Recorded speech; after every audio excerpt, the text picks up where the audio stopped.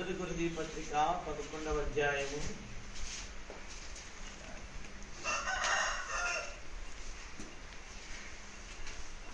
మొదటి కొరింథీ పత్రిక 11వ అధ్యాయము 28వ వచనాన్ని చదువుకుందాం. కాబట్టి ప్రతి మనుషుడు తాను పరీక్షించుకున్న వాళ్ళను అలాగ చేసి ఆ రొట్టెలు తిని ఆ పాత్రలు వెళ్ళి త్రాగవాలి.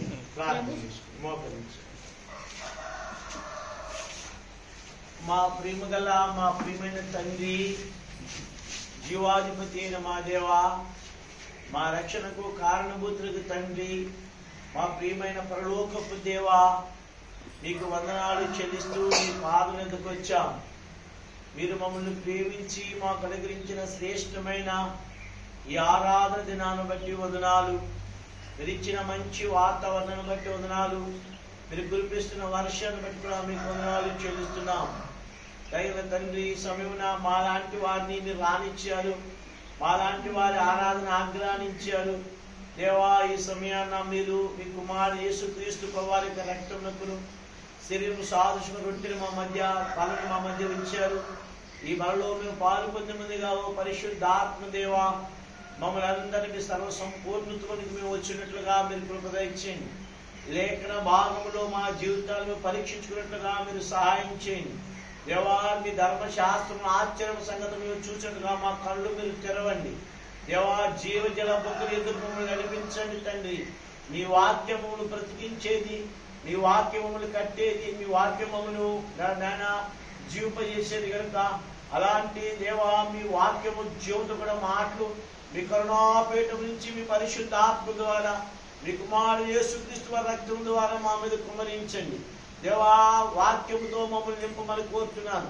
మీ ప్రజల మధ్య నిలబడి సంపూర్తిగా ఖాళీ చేసుకొనిచున్నాను. దయతో నన్ను కరుణించి నీ నోటున మాట నోటు ఉంచుము. మెర చేతులను కప్పుములను వాడుకోండి ప్రభా. ఎరకమా 4:12 కోరుకుంటున్నాం, ఇర్మియా 1:5 కోరుకుంటున్నాం తండ్రి. సహాయం చేయమని కోరుతున్నాం దేవా. మీరే కృపను కోరుతూ ఆత్మ ప్రాణదేహాలు మీ చేతులుగా అప్పచెప్పుంచు. యేసుక్రీస్తు ప్రభు వారి నామమును బట్టి వందనాలు చెల్లించి ప్రార్థిస్తున్నాము తండ్రి.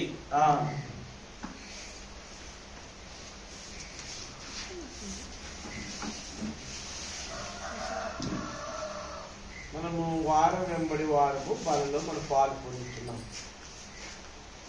యేసుక్రీస్తు ప్రభు వారి యొక్క శరీరానికి రక్తానికి సాదృశ్యమైంది పరిశుద్ధమైనటువంటి బలి. యేసు ప్రభు వారు యోహాను సువార్త 6వ అధ్యాయం ఉపమానం చెప్పారు. యేసయ్య దగ్గరికి ఎత్తుక్కుంటూ ప్రజలు వచ్చారు. యేసయ్య కనబడలేదు. కనబడకపోతే యేసు ప్రభు వారు ధోని ఎక్కి వెళ్ళాడు సంగతి విన్నారు. విన్న తర్వాత వీళ్ళు కూడా యేసయ్యని ఎదుర్కొంటూ వెళ్ళారు. యేసు ప్రభు వారు చూసిన తర్వాత వారు యేసు ప్రభు వారితో అన్నారు, యేసు ప్రభువా, నీవు ఎక్కడుండి వచ్చావా? నువ్వు ఎక్కడున్నావా? నేను మిమ్మల్ని ఎంత ఎదుగుతూ వచ్చామో. ఈ మాట ఎవరైనా చెప్పారనుకో మనల్ని ఎంత సంతోషిస్తామండి. ఎవరైనా మనం ఎత్తుకుని వస్తే, ఒరే నాయన అబ్రామా, ఎంత ఎత్తుకెళ్ళ ఊరంతా ఎత్తుకెళ్ళ నేను చూస్తానికి, ఎంత మంచోడురా అనుకుని వచ్చామనుకోండి, వెంటనే మనం ఏం చేస్తాం? పొగుడాడు కనుక కుర్చీ వేస్తాం. కుర్చీ వేసి కూర్చోరా, మంచిలు తాగుతావా, డ్రింక్ తాగుతావా అని చేస్తాం. అయితే యేసు ప్రభు వారు డిఫరెంట్గా ఒక మాట చెప్పారు. మీరు క్షయమైన ఆహారం కొరకు కష్టపడొద్దు, అక్షయమైన ఆహారం కొరకు కష్టపడండి అన్నారు. యేసు ప్రభు వారిని ఎందుకు వెంబడించారంటే వారు రొట్టెల కొరకు వెంబడించారు. యేసు ప్రభు వారితో ఉంటే యేసు ప్రభు వారు ఎన్ని అద్భుతాలు చేశారండి. బైబిల్లో చాలా అద్భుతాలు యేసయ్య చేశారు. ఏమండి, బైబిల్లో కొంతమంది కొన్ని అద్భుతాలు చేశారు, కానీ యేసు ప్రభు వారు అన్ని అద్భుతాలు చేసేసారు. ఉదాహరణకు చచ్చిపోయిన వాడిని లేపాడు, చెవిటోడికి చెవులు ఇచ్చాడు, గుడ్డోడికి కళ్ళు ఇచ్చాడు, మోగోడికి మాటలు ఇచ్చాడు, జలోద రోగం ఉన్నవాడిని స్వస్థపరిచాడు, ఊచ చేయగల వాడిని స్వస్థపరిచాడు, పెరాసిస్ పక్షవాతం వచ్చిన వాడిని స్వస్థపరిచాడు. యేసు ప్రభు వారు చేయలేదు ఏది లేదు, సమస్తము చేసేసాడు. అయితే వారు ఈ అద్భుతాల వరకు యేసయ్యని వెంబడించారు, ఆహారం వరకు యేసయ్యని వెంబడించారు. యేసు ప్రభు దగ్గరికి వెళ్తే రొట్టెలు దొరుకుతాయి, కష్టపడక్కర్లేదు అని. మీకు 100 ధాన్య బస్తాలు బాగా పండిపోతుంటాయి. చాలా మీరు విత్తనం విత్తకుండానే పండి వచ్చి బాగా వస్తాను 10 ప్రయాసపడతారా? ప్రయాస పడరు. కానీ వారు యేసుతో ఉంటే, యేసు ప్రభువుతో ఉంటే వారు రొట్టెలు బాగా తినొచ్చని వెంబడించారు. అయితే మనమైతే ఏం చేద్దాం? ఎంత సంతోషిద్దామో. కానీ యేసు ప్రభువు వారి హృదయాంతరంగాన్ని చూసి, అరే నాయన, క్షయమైన ఆహారం కొరకు మీరు కష్టపడద్దు, అక్షయమైన ఆహారం కొరకు మీరు ఏం చేయాలి? కష్టపడదు. అయితే అప్పుడు యేసు ప్రభువు ఒక మాట చెప్పారు. అక్కడ పితరులు మన్నాను తిన్నని వారు ఏమైపోయారు? చనిపోయారు. 40 సంవత్సరాలు ఐగుప్తుల నుండి బయలుదేరి వచ్చిన పితరులు, ఇశ్రాయేలు ప్రజలు ఎర్ర సముద్రం ఎప్పుడైతే దాటారో వారికి పరలోకం నుండి ఏమొచ్చింది? మన్నా వచ్చింది. యోర్దాను ఎప్పుడైతే దాటిపోయారో మన్నా ఏమైపోయింది? ఆగిపోయింది. అయితే ఈ 40 సంవత్సరాలు వారు ఏం తిన్నారు? వ్యవసాయం చేసారా? వాళ్ళు నారు పెట్టారా? నీరు కట్టారా? దుక్కు తిన్నారా? ఏమన్నారు? చెమట వచ్చారా? లేదు. దేవుడు పరలోకం నుంచి వారికి మన్నాన్ని ఇచ్చాడు, బండలో నుంచి జీవజలాన్ని ఇచ్చాడు, వారికి కావాల్సిన ఆహారాన్ని ఇచ్చాడు, తర్వాత పూరేళ్ళు ఇచ్చాడు, వారికి కావాల్సింది ఇచ్చాడు. ఆయనలో వారు తిన్నా బ్రతికారా? బ్రతకరా. అందుకే కీర్తన ఏమన్నాడంటే, ఆ మన్నా ఎవరు తినే ఆహారం అంట? దేవదూతులు తినే ఆహారం. దేవదూతులు తినే ఆహారం. అది అమృతం అంటారు చూసారా? దేవదూతులు తినే ఆహారాన్ని వారు తిన్నారు. అయితే వారు ఎందుకు చనిపోయారు? వారిలో విశ్వాసం లేదు. ఏం లేదంట? విశ్వాసము లేదు. అందుకనే యేసు ప్రభువు ఏమనంటే, నేను పరలోకంలో వచ్చిన జీవహారము నేనే, నా శరీరము తిని నా రక్తం త్రాగిన వాడు నిత్య జీవము గలవాడు, వాని అంత్య దినములను నేను లేపుతానన్నాడు. ఈ మాటకి వారికి భయవేసిపోయింది. రే అబ్రహాం తినరా నన్ను అంటే తింటాడు అబ్రహాం? సరిపో నా జబ్బ తినరా అంటే తింటారా? అంటే మేమేమంటే అదే కోడి జబ్బనో లేకపోతే మటన్ జబ్బ అయితే ఏం చేస్తావురా? జరగబడి తినేస్తామని, అంతే కదా. ఆహారం లేకపోయినా మనిషి మాంసం తింటారా? తింటారు. ఎవరు తింటారు మనిషి మాంసాన్ని? ఆదివాసం నరమాంస భక్షకులు తింటారు. వీళ్ళు యేసు ప్రభువు చెప్పగానే ఏంటి, మేము మమ్మల్ని ఆయన తినమంటే మేము నరమాంస భక్షకులమా అని చెప్పి వారు అభ్యంతరపడి అనేక మంది వెళ్ళిపోయి మరి అన్నడు ఆయన ఏం చేయలేదు? వెంబడించాడు. యేసయ్య చెప్పింది ఏంటి? ఆత్మానుసారంగా చెప్పాడు. నేను నా యొక్క శరీరం ఇది. ఇప్పుడు బాల దగ్గరికి వచ్చినప్పుడు యేసయ్య అప్పగింపబడిన రాత్రి ఒక రొట్టెలు ఎత్తుకుని కృతజ్ఞతలు చెల్లించి ఇది విరిచి ఆయనకి ఇచ్చింది నా శరీరము, నన్ను జ్ఞాపకం నేను చెయ్యండి అని చెప్పారు. అంటే సాదృశ్యం, యేసు ప్రభువు శరీరం సాదృశ్యం రొట్టె, యేసు రక్తానికి సాదృశ్యం అనేటువంటి పాత్ర. ఈ బలలో మనం పాలు పొందుతున్నప్పుడు మనం ఏమి చేయాలి? పరీక్షించుకోవాలి.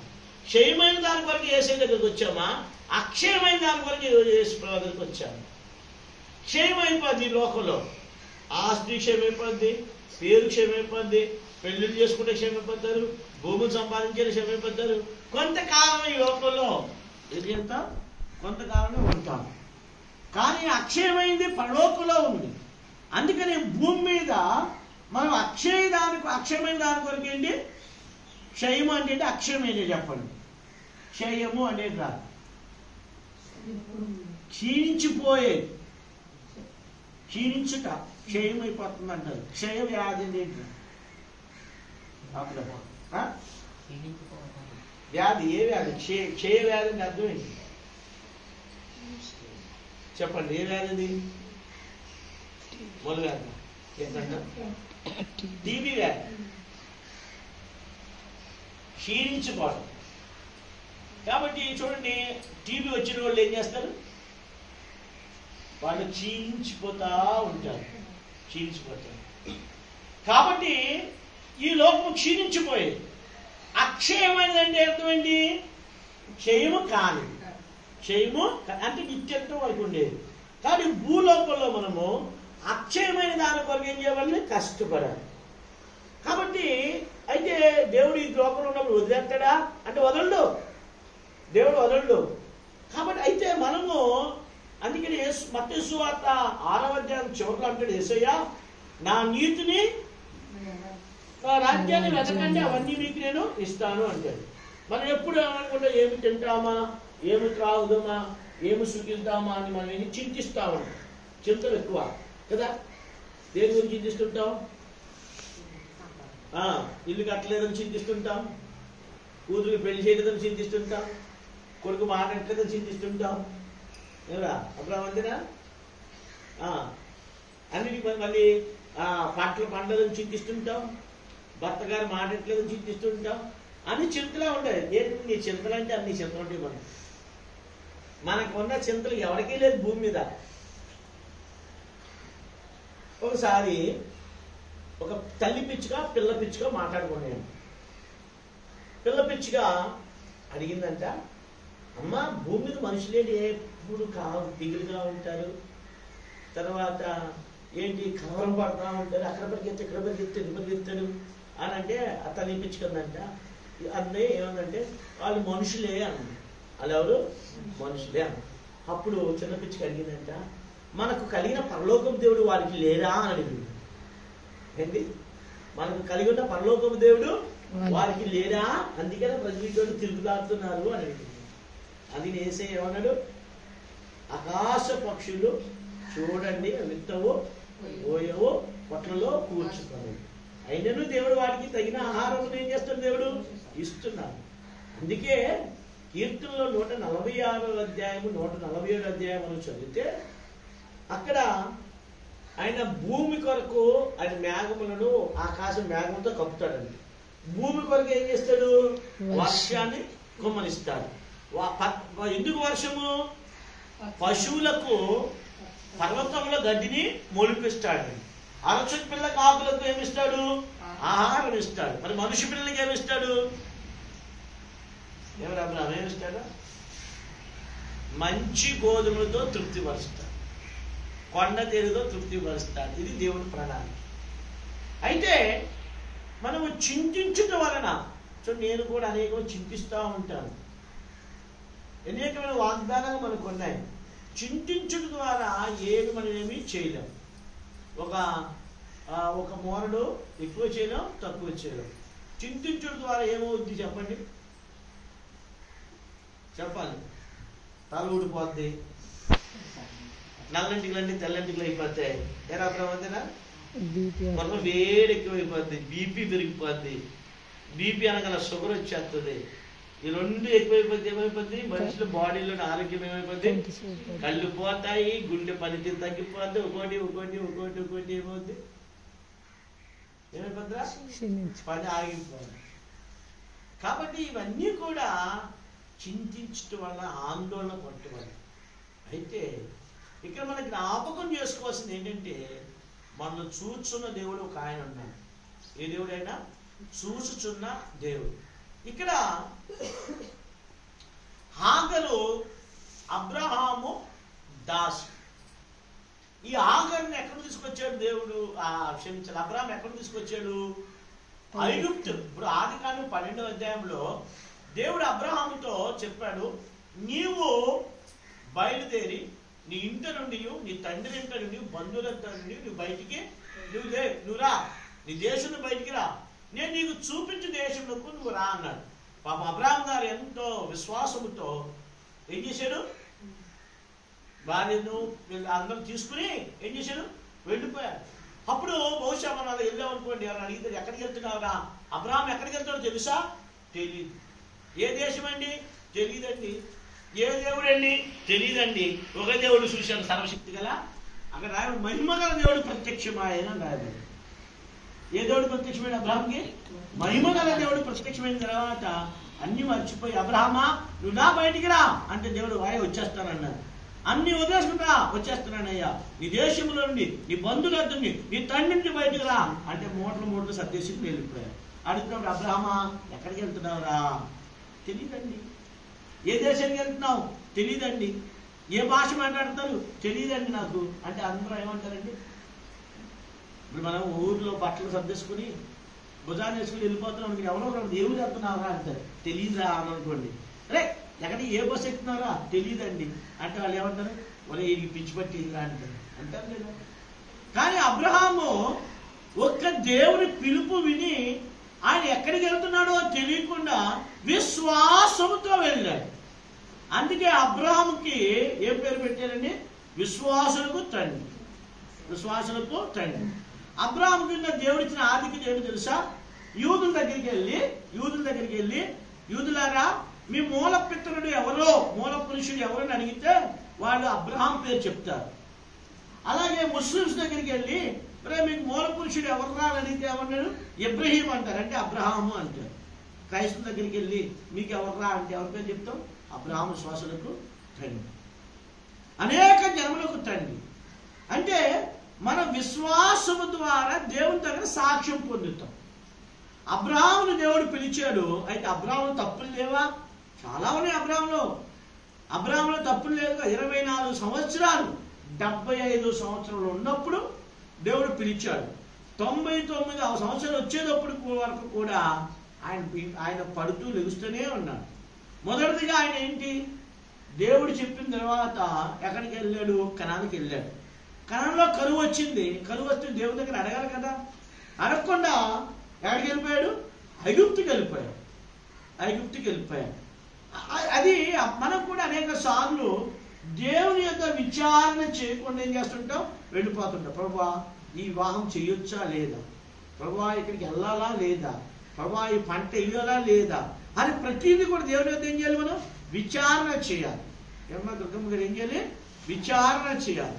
దేవుడు వద్దు అని అనుకుని మానేయాలి. దేవుడు ఆ ఎల్లు అంటే ఏం చేయాలి? వెళ్ళాలి.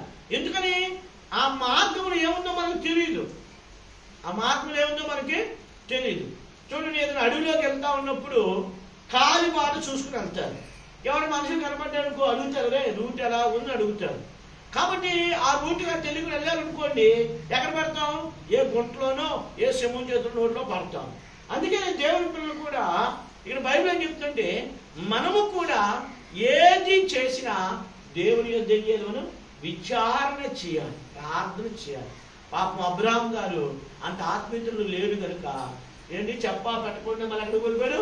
ఐగుప్తుకు వెళ్ళిపోయాడు. ఐగుప్తులో ఆహారం ఉంది, ఐగుప్తులో నైలత ఉంది, అక్కడ సమృద్ధి ఉంది కనుక అక్కడికి వెళ్ళిపోయాడు. కానీ అక్కడికి వెళ్ళిన తర్వాత బహుశా అనుకున్నాడు అబ్రహాం, నేను చేసింది కరెక్టే, ఆహారం అక్కడ ఉంటే ఏమైపోదు, నేను చనిపోదును. కానీ అక్కడ ఫరో ఏం చేశాడు?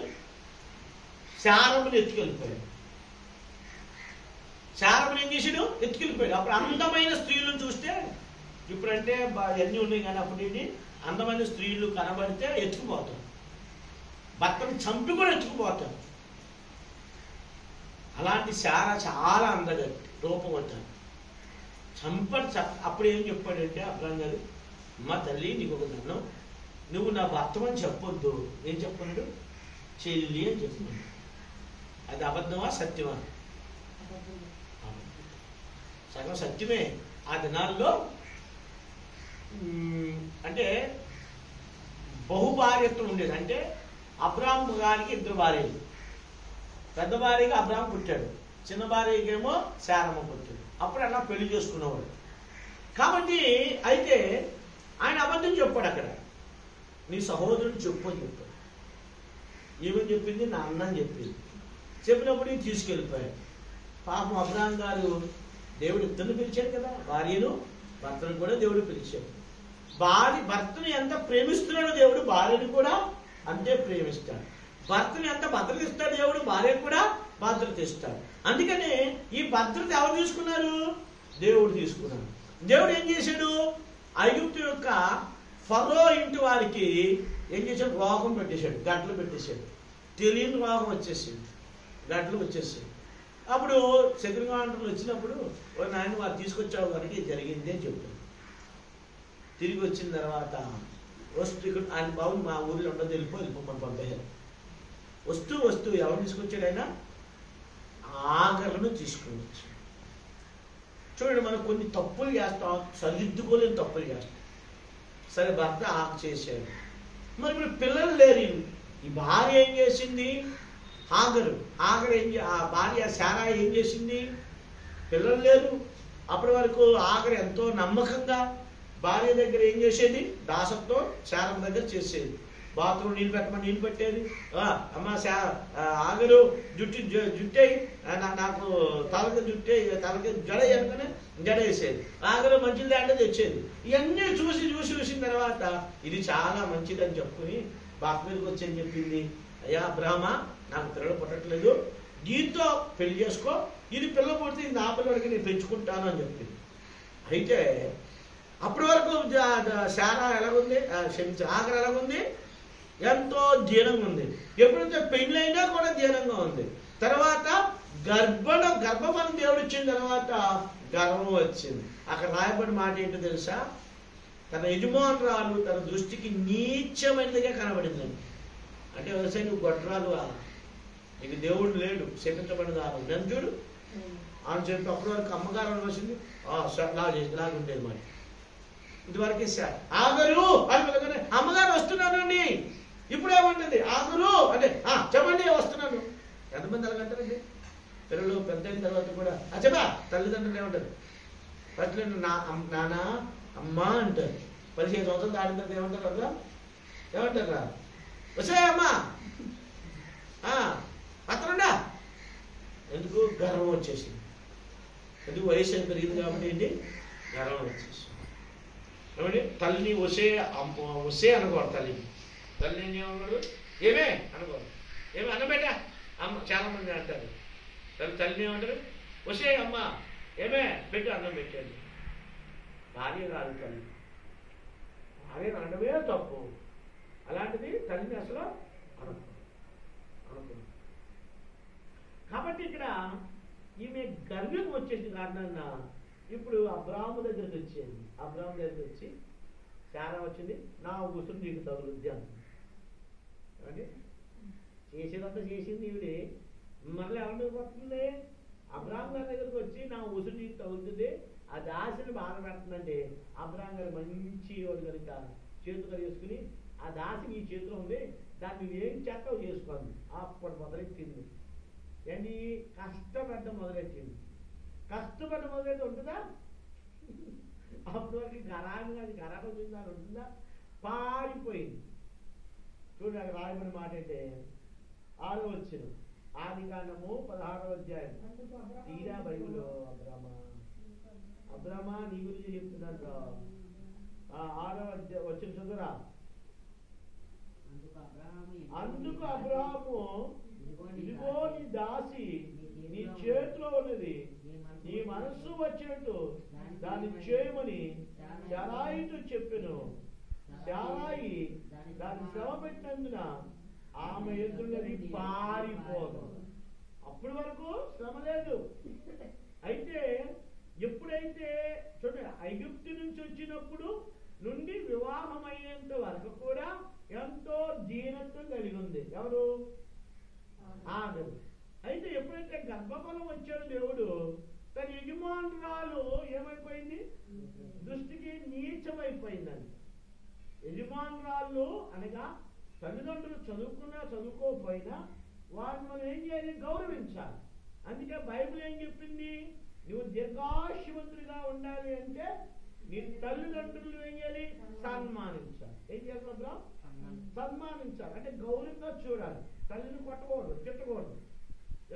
కానీ వస్తే అమ్మ అంటావా? ఏమే అంటావా? అనుకోదు. తప్పదు నువ్వు అంటావు అనుకోదు. కీర్తన నువ్వు అనుకోదు. కాబట్టి మనం ఎవరిని కూడా అగౌరవంగా మనం చూడకూడదు.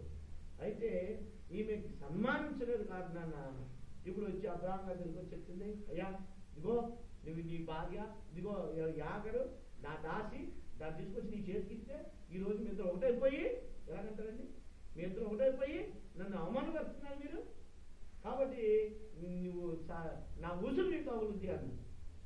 పాపం అబ్రాహాం గారి పాపం బాధ ఏంటంటే లేకలేదు నాకు గర్భఫలం వచ్చింది అని జాగ్రత్తగా చూసి ఉండవచ్చు. ఏమని ఆడలు ఏం చేస్తారు? చేసినంత చేసి చివరికి భర్త మీద తోసేస్తుంటారు. భర్త మీద ఏం చేస్తారు? తోసేస్తా ఉంటారు. అప్పుడు ఈయనేమన్నాడు? అమ్మా అది నీ దాసి. నీ దాసి అది నాకు భార్య అవ్వచ్చు, అది నీ దాసే, దాన్ని ఏం చేయాలని చేసుకోవాలి అప్పుడు చెప్పేసాను. అప్పుడు ఏం చేసిందండి? శ్రమ పెట్టిన పారిపోయి. అయితే పారిపోయినప్పుడు జరిగిన సంగతి ఏంటంటే, అంటే ఇక్కడ జాగ్రత్తగా గమనించాల్సింది ఏమిటి అంటే, దేవుడు ఎవరిని విడిచిపెట్టేవాడు కాదు. గుర్తుపెట్టుకోండి, దేవుడు ఏం చేయడు కదా, ఎవరిని మర్చిపోయేవాడు కాదు, దేవుడిని ఎవరిని విడిచిపెట్టేవాడు కాదు. మనం మర్చిపోతాం దేవుడు, మనం ఆయన విడిచిపెడతాం, కానీ దేవుడు ఎప్పుడు విడిచిపెట్టడు. ఈ హాగరు అక్కడ నుంచి పారిపోయిన తర్వాత చూడండి, దేవుని దూత ఇప్పుడు చూడండి అక్కడ 7వ వచనం, యెహోవా దూత అరణ్యములో నీటి బుగ్గల యొద్ద అనగా శూరు మార్గంలో బుగ్గ యొద్ద ఆమెను కనుగొను. ఒక నీటి బుగ్గ పారిపోయి రాత్రి పారిపోయిందో పగలు పారిపోయిందో తెలియదు. పగలు పారిపోయి పట్టుకుంటారు, రాత్రి అర్ధరాత్రి పారిపోయి ఉండొచ్చు పరిగెత్తుకుని. ఎందుకంటే ఆ దినాల్లో బానిసలు పారిపోకూడదు, దొరికితే చంపుతారు. ఆ దినాల్లో పశువులు కొనుక్కున్నట్టు మనుషులు కొనుక్కునేవాడు. దాసులు అంతే కాదు, జీవితాంతం ఏం చేయాలి, అక్కడే ఉండాలి. పాలేకం చేసేవాళ్ళు ఇటు వరకే. ఇప్పుడంటే పాలేకం పోయింది. అబ్రాహం వాళ్ళ ఆయన వెంకట్రావు దగ్గర అప్పు తీసుకున్నాడు అనుకో, ఆ దినాల నుంచి లేవు, చదువు లేదు కదా, అంతేంటి నిస్సాని బ్యాచ్. కాబట్టి అప్పుడు వచ్చి వెంకట్రావు గారు దానికి వచ్చి అయ్యగారు మాకు 1000 రూపాయలు ఇవ్వండి అంటే, ఒరే 1000 రూపాయలు ఇచ్చేసి అక్కడ 10,000 రాసేసుకోండి. రాసేసుకుని ఏం చేయాలి, వీళ్ళేమో డబ్బులు తీసుకున్నాను రాయి. ఇప్పుడు ఈ చక్రవడ్డీని బారువడ్డీని తిప్పెత్తి వెంకట్రావు బాధ్యతను అయిపోయింది. అయ్యగారు నా రుణం తిరిగిందంటే, ఎక్కడ తిరుగుతురా మరి ఇప్పుడు ఎలాగ అయ్యారు, నీ కొడుకు పెట్టు. ఇప్పుడు కొడుకు బాధ్యతనం చేయాలి. బాధ్యతను ఏంటి తెలిసిన, ఉదయం 6 గంటల నుంచి రాత్రి అక్కడే ఉండాలి. ఇంకా భార్య లేదు, పిల్లలు లేదు. నీ భార్య కూడా వచ్చి నా ఇంత పని చేయాలి. ఏం చేయాలి, అలాంటి దాసత్వం ఉంటుంది. అందుకనే తెలంగాణలో దొరలు అలా చేసేవాళ్ళు. అందుకనే చాలా నష్టం కలిగింది. తీసుకునేవాళ్ళు కాదు, తెలిసేది కాదు, చదువు రాదు. చదువు రానోళ్ళకి ఇప్పుడు వెంకటరావుకి చదువు రాదు. చదువు రానప్పుడు 1000 రూపాయలు ఇచ్చి పక్కన 0 2 సున్నాలు ఇటే అనుకో, 5 మంది ఆ పక్కన ఇంకో 0 అయితే 1,00,000. ఆ చక్రవడ్డీ మారువడ్డీ తిప్పేసాడు అనుకో, ఏమవుతుంది, ఏమవుతుందిరా మాకు తిరగండి నాన్న, ఏమో లేదు. అప్పుడు ఏమంటారు, రే నీ అబ్బాయిని పంపిన పనుల్లోకి, వీడికి వెళ్తావు కదా, అలా బానిసత్వం. అయితే ఈ బానిసని దేవుడు పైకి తీసుకొస్తే ఈ బానిసకి ఏమొచ్చేసింది, గర్వం వచ్చేసింది. దాసి గర్వం వచ్చినప్పుడు తన మీద పడింది. అయితే ఏమన్నాడు దేవుడు, ఆఖరణ ఏం చేయలేదు, విడిచిపెట్టకుండా ఎక్కడ కనుగొన్నాడంట, బొగ్గ యొద్ద కనుగొని ఏమని పిలిచింది, 8వ వచనం చదవండి. ఏమని పిలిచింది, శారాయి దాస్యమైన హాగరు ఎక్కడికి వచ్చింది, ఎక్కడికి వెళుతున్నావు అని అడిగినది. ఏమని అడిగింది, ఓ హాగరు ఎక్కడికి వెళ్తున్నావు అని అడిగిందా, ఏమని అడిగింది, అక్కడ కాదు, ఏమని పిలిచింది, హాగరు దాసి, శారాయి దాస్యమైన హాగరు. ఏ దాసి, పారిపోయినా ఎవరు, సారాయి దాసి. అంతే కదా. ఇప్పుడు అబ్రాహం గారు ఏ ఊరు వెళ్ళినా ఎవరి పిల్లలు అంటారు, ఏరా తెలిసిన తండ్రి వైపులేమో వెంకటరావు గారి పిల్లలు అంటారు, తల్లి వైపు జంగారకుడు వీరభద్రాపురం పోతే ఎవరి పిల్లలు అంటారు, దుర్గమ్మ గారి పిల్లలు అంటారు. ఎక్కడికి సత్యతోటి నువ్వు ఎక్కడ ఎవరి పిల్లడివి, నువ్వెంత ఐఏఎస్ ఆఫీసర్ అయినా లేకపోతే ఇండియా ప్రైమ్ మినిస్టర్ అయినా ఏమంటారు, ఎవరు పలానాడు కొడుకురా, పలానాడు కొడుకురా అంటారు అందులో. కానీ ఈమె ఎవరు దాసి, శారాయి దాసి. కాబట్టి ఇక్కడ ఏం చెప్తున్నాడు, ఇక్కడ ఏమని చెప్తున్నాడు, శారాయి దాసిన ఆగదు, నువ్వు ఎక్కడి నుండి వచ్చావు, ఎక్కడికి వెళ్ళగలవు. ఇంగ్లీష్ బైబిల్లో రాయబడిన ఆంధ్ర సంఘం చెప్పేవాడు, ఎక్కడి నుండి వచ్చావు ఎక్కడికి పోగలవు అని అర్థం. అని వెళ్ళలేవు, నువ్వు ఎక్కడికి వెళ్ళలేవు, నువ్వు వెళ్ళి చూడు ఏం చెప్తున్నాడు, 9వ వచనం. అప్పుడు యెహోవా ఆమె ఏం చెప్పింది, ఆమె కాదు అడిగినందున నా యజమానుల శారాయి నుండి పారిపోవచ్చున్నాను. ఎక్కడి నుంచి పారిపోతుందండి, దేవుడు ఏమి అక్కడ యెహోవా దూత ఏం పిలిచింది, శారాయి దాసువైన హాగరు ఎక్కడి నుండి వచ్చావు, ఎక్కడికి పారిపోతున్నావు అన్న. అప్పుడు ఆమె ఏమని చెప్తుంది, నా యజమానురాలైన శారాయి నుండి నేను పారిపోవచ్చున్నాను. అప్పుడు దేవుడి దూత ఏం చెప్పింది చూడండి. అప్పుడు యెహోవా దూత నీ యజమానురాలు తిరిగి వెళ్ళి ఆమె చేతి క్రింద ఎలా ఉండాలి? ఇది ఎంత కష్టమరా అడిగి ఉండడం అంటే, తల్లిదండ్రులకి అడిగి మణి ఉండడం అంటే ఇష్టమా? ఏమన్నా ఇస్తాడు? అణిగి మణి ఉండాలి. భర్తకి అణిగి మణి ఉండడం అంటే ఇష్టమా? ఈ రోజుల్లో ఇష్టమా? అదే చేస్తాను.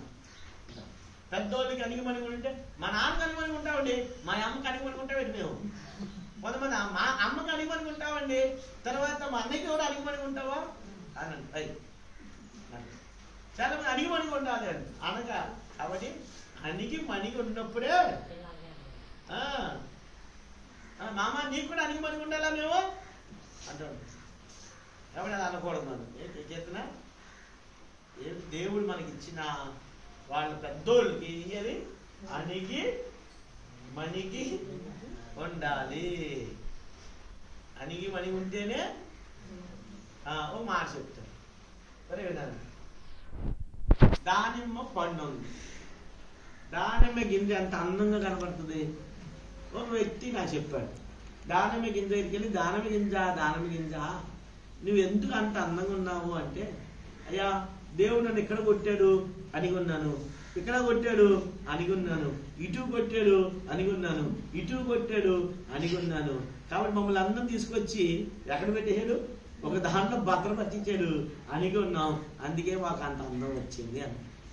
చూసారా, అణిగి మణిగి ఉండడం వల్ల గొప్ప అందం వస్తుంది, ఆశీర్వాదం వస్తుంది. దేవుడు అయ్యో పాపం ఆగరు నువ్వు ఎంత శ్రమ పడుతున్నావు అని చెప్పలా. శారాయి దాసుని ఆగరు ఎక్కడికి వెళ్ళగలవు?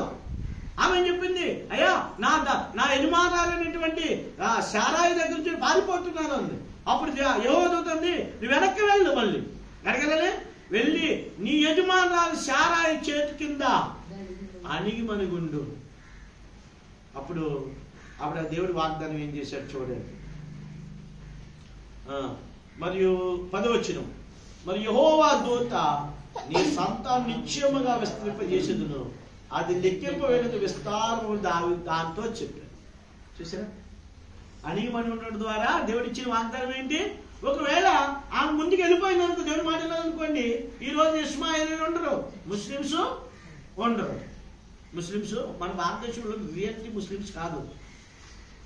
భారతదేశంలో నిజమైన ముస్లిమ్స్ కాదండి. మతం మార్చుకున్నారు వీళ్ళందరూ మన భారతీయులే. ఈ రోజుల్లో కొంతమంది ఏమన్నారండి, క్రైస్తవులు ఉండకూడదు, ముస్లిమ్స్ ఉండకూడదు, వాళ్ళు హిందువులే ఉండాలండి. మనం ఈ దేశంలో పుట్టాం, ఈ దేశంలో మనం పెరుగుతున్నాం. క్రైస్తవులకి ఎంత ఉందో అధికారం, ముస్లింకి అంత అధికారం ఉంది, హిందువులకు కూడా అంత అధికారము భారతదేశంలో ఇచ్చాడు. అయితే ఇప్పుడు ఆమె లోబడింది. ఆమె ఏం చేసింది? లోబడింది కనుక దేవుడు అన్నాడు, నీ సంతానం ఇస్తాను, విస్తరింప చేస్తాను అని చెప్పాడు. తిరిగి ఆమె వెనక్కి వెళ్ళిన తర్వాత జరిగిన సంగతి మనకి రండి. ఇక్కడ 20 ఆమె క్షమించాలి. ఇక్కడ ఆమె ఏం చెప్పిందంటే 11వ వచనం, అది చూచుచున్న దేవుడు నీవే అని పేరు తనతో మాట్లాడి యెహోవాకు పెట్టెను. ఏలనగా నన్ను చూచిన వారిని ఇక్కడ చూచింది కదా అనుకున్నాడు. ఏమండి, రైట్. దేవుడు హాగరు చూశాడు, హాగరు ఎవరు చూసింది? దేవుడిని చూసింది. దానికి ఏం పేరు పెట్టింది? లహోయి రోయి అంటే చూచుచున్న దేవుడు. ఏ దేవుడు కలిగిన మనం ఏం చేస్తున్న దేవుడు? చూచుచున్న దేవుడు. కాబట్టి ఈమె దేవుని మాటకు లోబడి విధేయత చూపించి వెళ్ళిపోయిన తర్వాత దేవుడు ఇష్మాయిల్ని ఇచ్చాడు. ఇప్పుడు ఇష్మాయిల్ ఇచ్చిన తర్వాత జరిగిన సంగతి ఏమిటంటే, శారాకు కూడా కుమారుడు పుట్టాడు. 21వ అధ్యాయం. అయితే ఈ యొక్క ఇష్మాయేలు, ఈ హాగరు ఇస్సాకును ఏం చేశాడు? పరిహాసం చేశాడు. అక్కడ రాయబడిన మాట ఏంటంటే, ఇస్సాకు పాలు విడిచిన దినాన్న అబ్రహాం గారు గొప్ప విందు చేశాడు. ఆ రాత్రి గొప్ప అందరూ వచ్చి భోజేసి వెళ్ళిపోయారు. వెళ్ళిపోయిన తర్వాత ఆ రాత్రి ఇంట్లో రాగానే శారమ్మ గారు అంది, ఈ దాసిని దీని కుమారుని వెళ్ళగొట్టాను. ఎందుకు? పరిహాసం చేశాడు, అపహాసం. యజమానురాలు కుమారుని యజమానుగా కనపరచాలి. ఈమె దాసు కుమారుడు దాసే.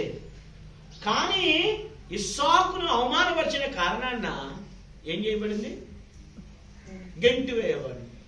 అప్పుడు అబ్రహాము గారికి ఎంతో కష్టం వచ్చేసింది. అయ్యో, 2 పిల్లలు అప్పుడే ఇష్మాయేలు చాలా పెద్దవాడైపోయాడు, యవనస్తుడిగా వచ్చేసాడు. యవనస్తుడు కొడుకుని విడిచిపెట్టమని ఏ తండ్రికైనా బాధ. పొమ్మంటుంది, పంపించాయి. అప్పుడు ఈయన బాధతో దేవుని దగ్గరికి వెళ్తే దేవుడు ఏం చెప్పాడు తెలుసా? ఈ భార్య మాట పంపించాడు. దేవుడు కూడా ఏం చేయమన్నాడు? పంపించాయన్న. అయితే రాత్రి దేవుడు లేచాడు. రాత్రి మిగిలి చూడు ఎలా పంపించేసాడండి. చూడండి 13 వచ్చాను, క్షమించాలి 20 ఆదికాండము 20:14 వచ్చాను. కాబట్టి తెల్లవారినప్పుడు అబ్రహాము లేచి ఆహారము నీడ తిత్తిని తీసుకుని ఆ పిల్లవాడితో కూడా ఆఖరికి అప్పగించి ఆమె భుజం మీద పెట్టి వాటిని పెట్టి ఆమెను పంపేశాడు. చూడండి, భార్య ఏమో పంపేమంది. దేవుడి దగ్గరకు వస్తే దేవుడు ఏం చెప్పాడు? శారా వల్ల ఈ సంతానం, ఇస్సాకు వల్ల ఈ సంతానం, ఈ దాసి సంతానం నీకు కాదు, కాబట్టి వెళ్ళగొట్టామన్నాడు. తెల్లవారు లేచాడు దుఃఖంతోనే. రాత్రి మిగిలిపోయిన ఆహారం ఉంటుంది కదా, ఆహారం నీడ భుజం మీద పెట్టి పంపించేశాడు. అలాగే ఎవరైనా పంపిస్తే ఊరుకుంటారా? ఆస్తి అడుగుతాడు. అక్కడ ఉన్నటువంటి కనానీయుల్లో లేకపోతే ఎవరైనా పిలిచి, అయ్యా అబ్రహాం నన్ను ఇలాగ నా పిల్లవాడు పుట్టాడు, మాకు కనీసం ₹1 కూడా ఇవ్వకుండా, ఆస్తి ఇవ్వకుండా పంపేశాడు అంటే నాకు వచ్చి ఏదో 10 మంది చెప్తారు. కానీ ఆవిడేమీ అనలా, లోబడింది భర్త. చూడండి, అయితే అలా ముందుకు వెళ్తున్నప్పుడు నీళ్ళు అయిపోయాయి, ఆహారం అయిపోయింది.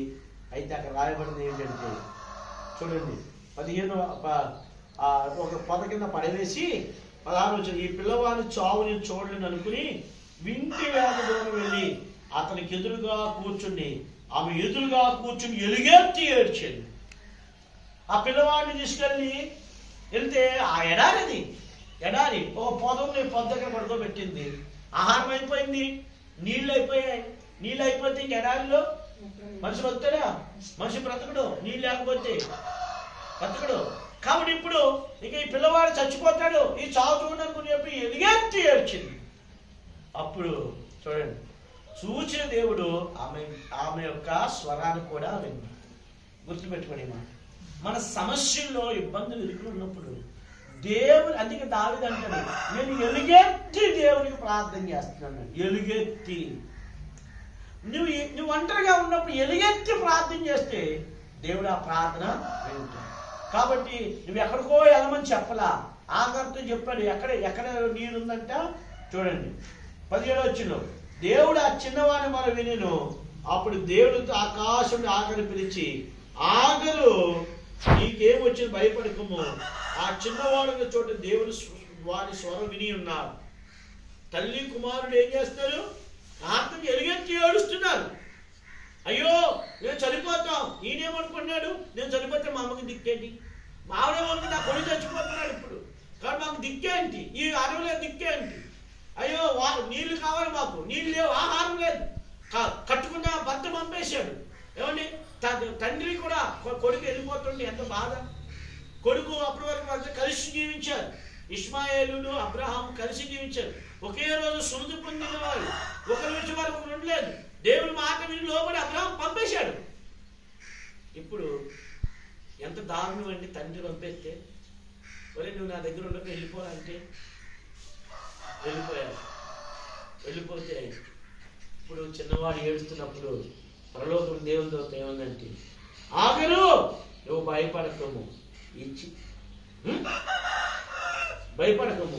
ఈ చిన్నవాడిని మొర దేవుడు విన్న తర్వాత ఏం జరిగిందండి చూడండి 18 వచ్చిన, నీవు లేచి ఆ చిన్నవాళ్ళు లేవనెత్తి నీ త్యాగ పట్టుకును వాడిని గొప్ప జనంగా చేసిన ఆమెతో అని. ఇప్పుడు 19 వచ్చాడు, మరియు దేవుడు ఆమె కళ్ళు తెచ్చినందున ఆమె నీళ్ళ ఓట చూచి వెళ్ళి ఆ తిట్టు నీళ్ళతో నింపి చిన్నవానికి త్రాగని.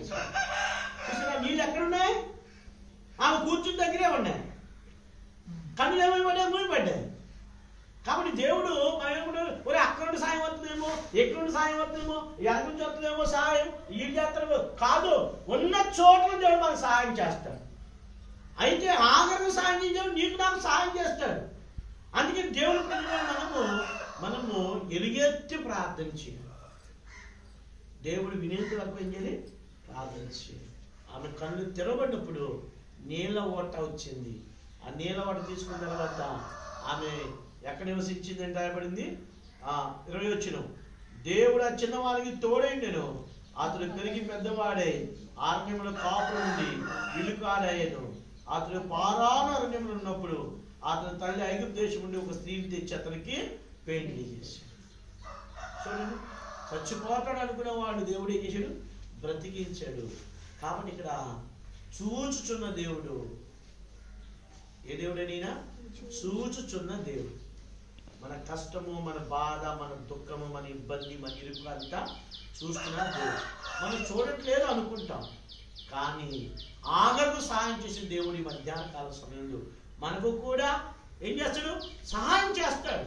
అందుకే యెషయా 41:9 వచ్చినాడు అంటాడు, భూ దిగంతముల నుండి నేను పిలుచుకున్నవాడా, నువ్వు నాకు దాసువనియు, నేను నీకు తోడే ఉన్నాను, నువ్వు భయపడకము, దిగులు పడకము, జడియకము, నేను నీకు సహాయము చేయుదును, నేను నీకు సహాయం, నా దక్షిణస్తు నిన్ను ఆదుకున్నాను. ఆదుకునే దేవుడు.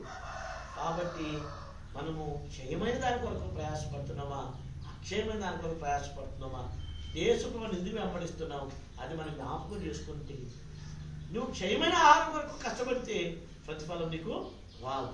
అక్షయమైన ఆహారం కొరకు కష్టపడితే ప్రతిఫలం వస్తుంది. అప్పుడు దేవుడు నిన్ను, నీ కుటుంబానికి దేవుడు దీవించి ఆశీర్వదిస్తాడు. ఆశ్చర్యకరమైన సహాయం వస్తుంది మనకి. ఎలా వస్తుందండి? ఆశ్చర్యకరం. ఇప్పుడు అనుకుందా ఆకలు అనుకోలేదు, నీళ్ళుంటే అనుకోలేదు, ఎవరు కాపాడాలి అనుకోలేదు, నా బిడ్డ చచ్చిపోతాడు, నేను అయిపోతాను అనుకుంది. అయితే ఎలుగెత్తి ఏడ్చిన కారణాన లోగో రోయి దగ్గర ఉన్న స్వరమైన దేవుడు చూసిన దేవుడు ఈమె స్వరాన్ని కూడా చూచుచున్న దేవుడు. ఆమె పారిపోతం చూశాడు, ఆమె ఏడుపును కూడా దేవుడు చూచాడు. కాబట్టి ఆ దేవుడు మనం ఏం చేసాం? కలిగాం. కాబట్టి మన సమస్యలన్నీ దేవుని దగ్గర పెట్టినప్పుడు, మన ఇబ్బందులు దేవుని దగ్గర పెట్టినప్పుడు చూచున్న దేవుడు మన స్వరాన్ని విని, మన బాధను విని, ఆ బాధ నుంచి దేవుడు, ఇబ్బందుల నుంచి, చిరుకుల నుంచి దేవుడు తీసుకొని వస్తాడు. నేను ఒక సంగతి చెప్పి ముగిస్తాను. మా అమ్మమ్మ ఉంది, మా అమ్మమ్మకి చెల్లాను ఈ మధ్యగానే ముద్రించింది. ఆమె సాక్ష్యం చెప్పింది. ఆమె కొంచెము నల్లగా ఉంటుంది, భర్త కూడా నల్లగా ఉంటుంది, పిల్లలు కూడా నల్లగా ఉంటుంది, మా పిల్లి కూడా నల్లగా ఉంటుంది, బాగా. ఎక్కడికి వెళ్ళినా అంటే కొంచెం మన లేనోళ్ళు కట్నాలు కావాలి, ఇవన్నీ కావాలి. అప్పుడు మా తాతయ్య చెప్తున్నాడంట, నువ్వు ఏసై నమ్ముకున్నావు, అలాగే పిల్లలు రావట్లేదు చెప్తా ఉంటే, ఆవిడ చదువులేదు, ప్రార్థన చేస్తున్నప్పుడు ఒక మాట ఒక దేవుని సేవకుడు చెప్పంట, యూదులకు రక్షణ వేరొక దగ్గర నుండి వచ్చాను. ఆ మాట ఆవిడ దగ్గర ఫస్ట్ టైం. రక్షణ ఎక్కడి నుంచి వచ్చింది? ఎవరు చెప్పిన మాట? మొర్దుకై ఎస్తేరుతో చెప్పాడు, ఎస్తేరు నీవు రానివయ్యావు, నువ్వు తప్పించుకుందాం అనుకున్నావు, నువ్వు తప్పించుకోవచ్చు, నువ్వు మాకు సాయం చేయకపోవచ్చు, కానీ దేవుడు ప్రజలను విడిచిపెట్టాడు. యూదులకు వేరొక దిక్కు నుండి సహాయం వస్తుంది. ఈ మాట అన్నప్పుడు, ఈ మాట అయిపోయిన 10 రోజులకి 8 రోజులకు మా చిన్నాన్న వచ్చి ఆమె పెళ్లి చేసుకున్నాడు. అలాంటప్పుడు మంచి పొజిషన్లో ఉన్నారు. అలా అబ్బాయి ఇంజనీరింగ్ చేశాడు, బెల్ కంపెనీలో మచిలీపట్నంలో పెద్ద ఇంజనీర్ అని, భారీ ఇంజనీర్. మన ఇంటికి వెళ్ళినప్పుడు పెద్ద ఇల్లు కదా. కాబట్టి అప్పుడు మా అమ్మమ్మ చెప్పింది, లక్ష్యంగా యూదులకి సహాయం ఎక్కడ వస్తుందంట? వేరొక దిక్కు నుండి వస్తుంది. ఈ దిక్కునే కాదు, దేవుడికి ఎక్కడి నుంచి వచ్చింది? దేవుడికి శారా నుంచి రాలేదు, అబ్రాహాము నుంచి రాలేదు, కానీ పరలోకమైన దేవుని దగ్గర నుంచి వచ్చింది. ఆ దేవుడు మనం కలిగి ఉన్నప్పుడు యూదులకు సహాయం చేసే దేవుడు నీకు నాకు సహాయం చేస్తాడు. అలా చేరుగా ప్రభు మనకు సహాయము చేయను. ప్రార్థన చేసుకుందాం, మోకరించండి.